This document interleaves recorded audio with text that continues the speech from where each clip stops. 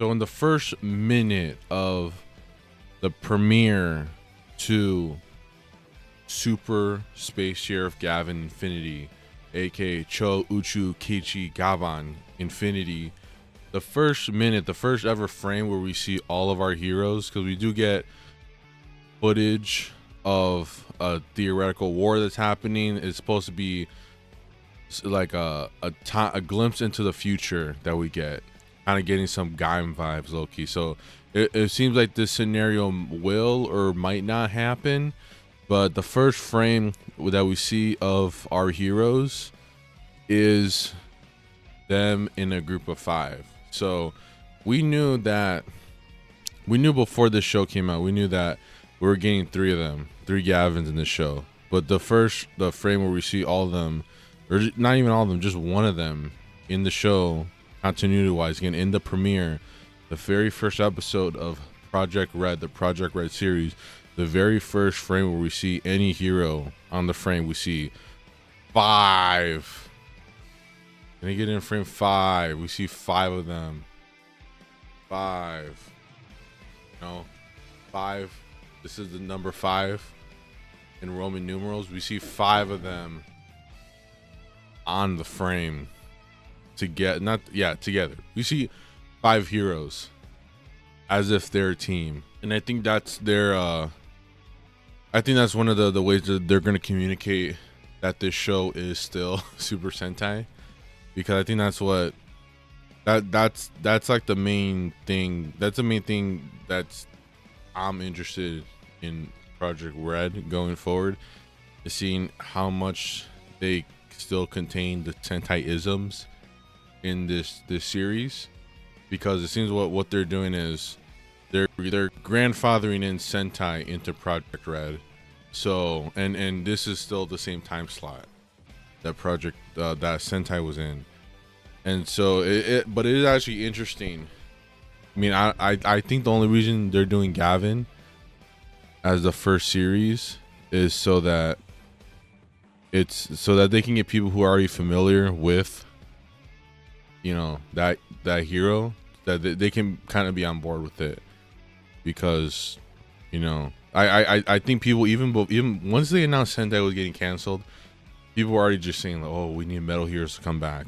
And I don't think we're gonna get a full on, like, because this is not a Metal Heroes revival per se. This is just a continuation of Sentai. But as you guys know, if you guys have been into Sentai, that they've kind of closely aligned Metal Heroes more with Sentai than they have with, Kamen Rider. The closest they ever got to associating Sentai with Rider was it called Cho? No, it was called Superhero Tyson Z, which was just a crossover between the Space Sheriffs, the rebooted Space Sheriffs, and what's it called, Kamen Rider and Sentai. I don't know if that movie's better or good than the first one, but I don't know, it was a movie, I'll just say that. But in total, we had, it was like the Gokaiger and Gavan crossover, and then we got the Gavan movies. We had the V Cinemas, which are written by Arakawa, who's a heavy Sentai writer, and then we got them directed by Sakamoto, who is kind of a heavy Sentai. He comes from Power Rangers some level, so he has more of an association with Sentai on some level. And then we had Gavan Type G appear in Go Busters, and then we had who was the other one? I haven't seen all the Metal Heroes. The only Metal Heroes I've really seen are the ones that that showed up in Sentai. So I saw the original Gavan, and I saw Juicebion like a long time ago. Metal Heroes is like the one franchise I'm not super tapped into. But we got the ninja one, the Ninja Metal Hero. I think he was in that Ninja, I think. And then we had Decker Ranger versus Gavan, or Space Squad, or whatever that was called, which was, just perfect. But anyway, what I'm trying to get at is that there's been a heavy connection between the Sentai Metal Heroes. So in some ways, it makes sense that this new series would be sort of start as a revival of the Heroes franchise, but not really. But what if we're gonna talk about the actual episode? I didn't really feel anything. I didn't feel any sort of way. I didn't feel like happy that they're like, oh, Gavin's back, or like, oh, like the suits are high quality, like that's cool. I didn't really, and I didn't feel disappointed per se, but it is interesting that like in like the first couple minutes, it felt like it feels like the world that the Red Gavin's from, or Gavin Infinity's from. It feels like it's supposed to be like a take on Decker Ranger. I think a few people noticed that, and people were saying like, whoa, why is he just ripping off Decker Ranger? Then he has the badge, which looks like the SP license and everything. And I think it's funny that like, I think it's because Decker Ranger is like old enough. It's considered retro. So if it's considered retro, it's considered old enough to homage. And I do think Decker Ranger is like one of the more positively like ranked series in Sentai history. I might be wrong on that, but I have heard in some places that like, yeah, like Decker Ranger is considered, it's like one of the seasons that's considered like a masterpiece in Japan. If I'm again, I don't know if I'm wrong. I don't know, I'm just like speaking out of turn, but it does feel like they took like Decker Ranger. It took some stuff from Decker Ranger, and well, maybe even because the writer, he's I forget what his name is, but he wrote Boom Boonger, and he's like I know him, or at least in my head, I know him mainly as, oh, he's the guy who wrote Pokemon, the original Pokemon anime, or at least a bunch of it. So it's gonna, and Boom Boonger was alright. So I don't know if Boom Boonger was like the test to see. That was his first Sentai, or first Tokusatsu, I'm pretty sure.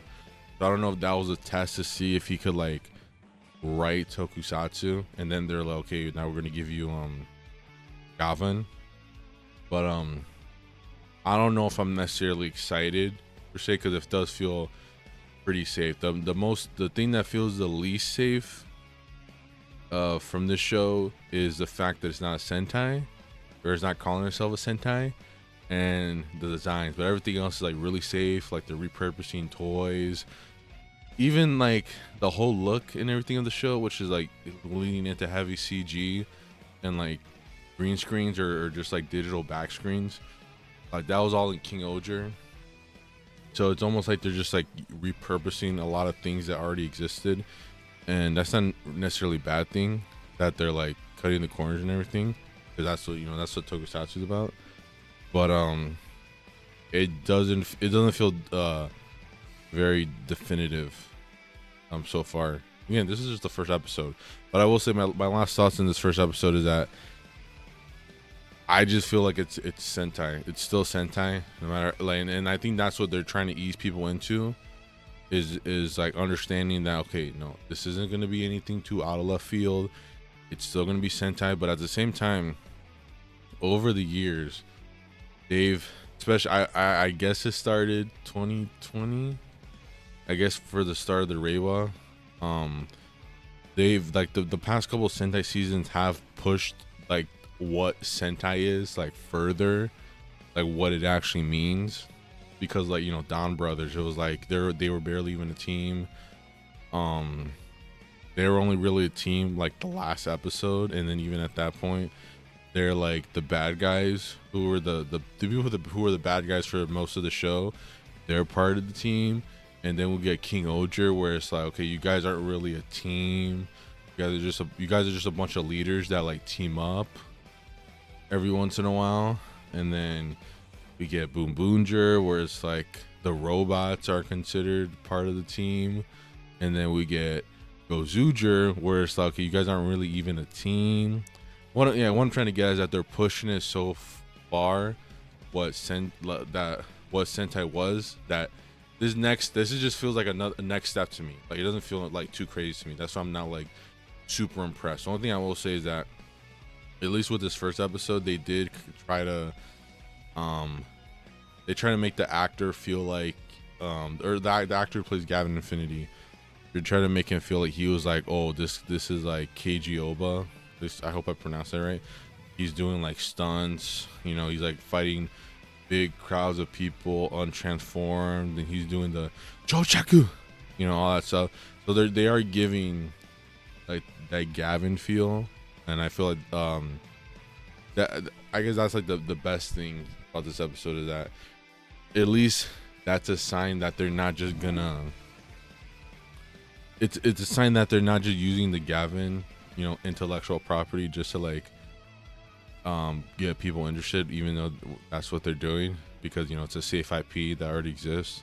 They're not doing anything too out the left field, but at least they're acknowledging like, okay, well, this is what made Gavan special. And even though like, why wasn't he just silver? They had to, I know why, but they at least had to acknowledge why, like the things that made Gavan interesting. Yeah, that's all I have to say about this my first impressions of the first episode. But I guess lastly, I guess I will say is like, I'm disappointed that this show isn't head directed by Sakamoto and written by Arakawa, but I guess they already did their Gavan, and and Toei just wants to have like a fresh slate. But all right, that's all I got. First opinions. This is do I look like the Red Gavan? No.